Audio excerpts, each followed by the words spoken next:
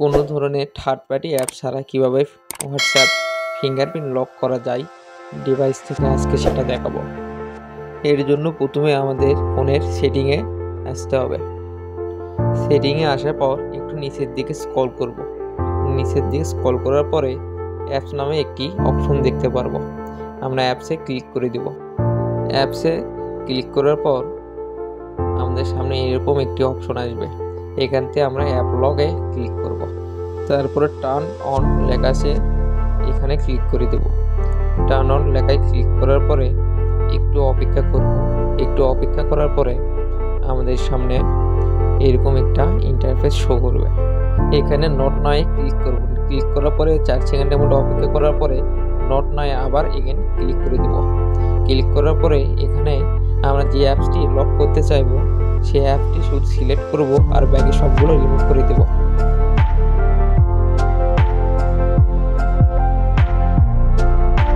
তারপরে use app lock এখানে click করে দেব। এখানে ক্লিক করার পরে এরকম ইন্টারফেস আসবে। এখান থেকে আমরা আমাদের ফিঙ্গারপ্রিন্টটা দিয়ে দেব। ফিঙ্গারপ্রিন্টটা দেওয়া হয়ে গেলে আমাদের হোয়াটসঅ্যাপ লক হয়ে যাবে। এরপর যখনই আমরা আমাদের হোয়াটসঅ্যাপে প্রবেশ করব তখনই আমাদেরকে ফিঙ্গারপ্রিন্ট দিয়ে প্রবেশ করতে হবে।